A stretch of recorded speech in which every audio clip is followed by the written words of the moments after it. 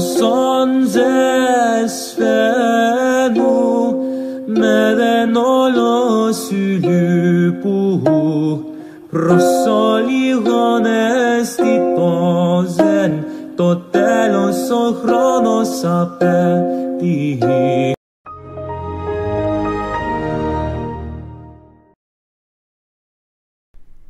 Contrairement à ce que plus d'un faquin raconte, l'Occident n'a pas la volonté d'effacer l'histoire des autres peuples du monde, pour justifier sa domination politique et persévérer dans sa domination culturelle. En effet, bien souvent, le libre choix des consommateurs non occidentaux agit comme un plébiscite. Il serait donc vain de pratiquer le moindre acte de vandalisme ou de mémoricide. L'Occident ne cherche en rien à dissimuler le passé des autres civilisations, mais est au contraire le gardien solide de l'histoire universelle. Il s'évertue à chercher quels furent tous les accomplissements des autres civilisations, quitte à minorer ses propres exploits, voire à fantasmer ceux des autres. Car oui, l'Occident semble depuis sa plus tendre jeunesse voué à minorer ses propres exploits, en attribuant la jeunesse de son succès à d'autres civilisations. Certains auteurs ont même commis des livres essayant de prouver que les Européens sont tributaires de quelques explorateurs ou génies africains. Le livre Black Athena en est un parfait exemple. Et c'est un réflexe parfaitement occidental de rechercher l'origine de ces lauriers ailleurs. Notre civilisation, après tout, ne s'est-elle pas bâtie partiellement sur un socle oriental? Et n'a-t-elle pas été curieuse de tout?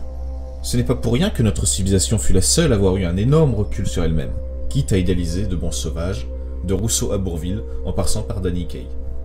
L'Occident se berce même d'illusions en imaginant que les autres civilisations lui furent absolument nécessaires pour sortir d'un Moyen-Âge dont l'horreur est fantasmée. Voici des extraits d'une vidéo de David Wood, où ce dernier dénonce les mensonges d'une exposition itinérante qui fut même accueillie au Musée national géographique de Washington. Of Secrets, starring Oscar winner Ben Kingsley as medieval Muslim inventor Al-Jazari. The film is about the scientific achievements of Muslims in what Kingsley's character refers to as the golden age of civilization. Welcome to the Dark Ages, or as it should be known, the Golden Ages. We don't see anywhere near 1,001 inventions in the video. I counted around 7, and most of those were modifications of things that had already been invented. So the video might be more accurately titled A Handful of Inventions and the Library of Exaggeration. The film is part of a touring exhibition that's been visited by millions of people and is currently featured at the National Geographic Museum in Washington, D.C. You can take your children there to be reprogrammed about the importance of Islam. Excuse me, where are we going? From darkness into light, my young friend. As is usually the case with propaganda, the video is filled with kernels of truth mixed with barrels of nonsense. I'll be the first to admit that certain Muslims during the Middle Ages made some interesting contributions to science. The problem I have with these Islamic supremacist videos is that they tend to make it sound as if the Renaissance and the scientific revolution and pretty much all Western progress came from Islam. For instance, Ben Kingsley's character Al-Jazari suggests that the industrial age wouldn't have happened without his work in engineering. In fact, I've no idea how the Industrial Revolution could have happened hundreds of years later without such a device. Not that I ever get the credit I deserve. He even tells us that because he built some clocks, without him, people today wouldn't be able to tell time. If it wasn't for me, thousands of people would be late for everything. As soon as I have the time, I'll set the historical record straight and respond to a few of the claims made in the video. Ainsi, il a fallu attendre des livres comme Aristote au Mont-Saint-Michel ou le mythe d'Al-Andalus pour battre en brèche le storytelling attribuant à la civilisation arabo-musulmane la renaissance européenne. Ces livres furent particulièrement mal accueillis. Est-ce là la réception qu'une civilisation suprémaciste réserverait aux livres qui la défendent? En réalité, la civilisation arabo-musulmane fut une plaie pour l'Europe. Outre des conflits militaires incessants et des razzias jusqu'à ce que l'Empire ottoman devienne l'homme malade de l'Europe, selon l'expression consacrée, On sait que le monde musulman fut à la source de l'appauvrissement de l'Europe lors du Moyen-Âge. Ainsi, vers le Moyen-Orient transitaient esclaves, bois, fer, fourrure, en somme des matières premières contre des produits manufacturés, étoffes, verre, papyrus, cuir de Phénicie et de Cordoue, et quelques produits de luxe réservés à l'élite.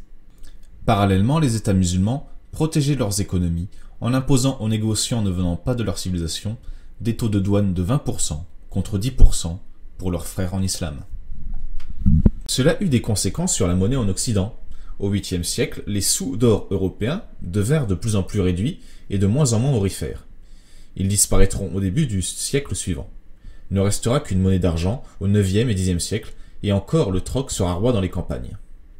Cet appauvrissement eut des conséquences démographiques. Ainsi, on estime que le monde musulman était alors peuplé de 35 millions d'habitants en l'an 900, contre 28 millions pour l'Europe.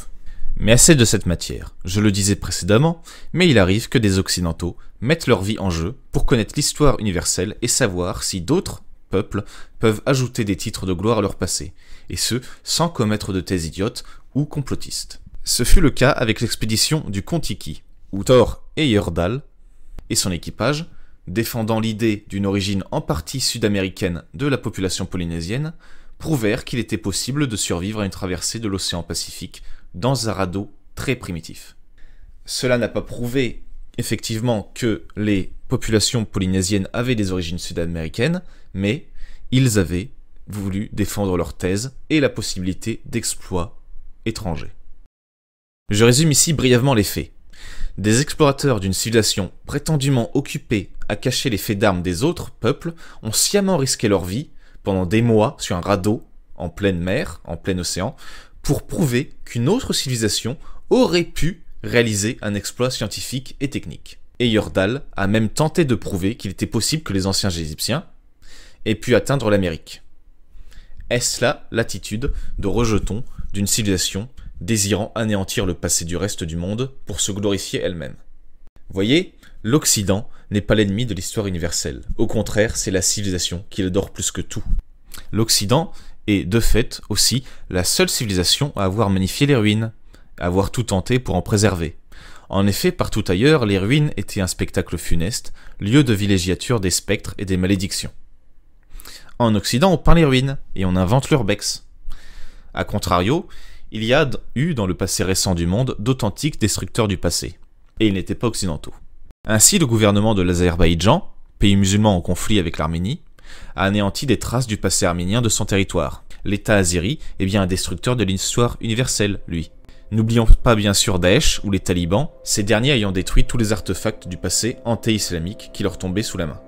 D'ailleurs, les cultures musulmanes sont prédisposées à l'anéantissement du passé. Ne dit-on pas qu'avant la révélation faite à Mohammed, c'est la période de l'ignorance?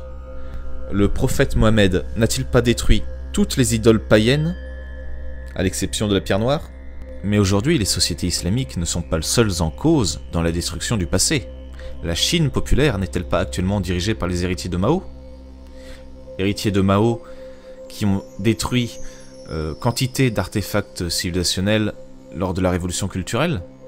La Chine populaire ne détruit-elle pas toute trace de l'islam en terre ouïghour?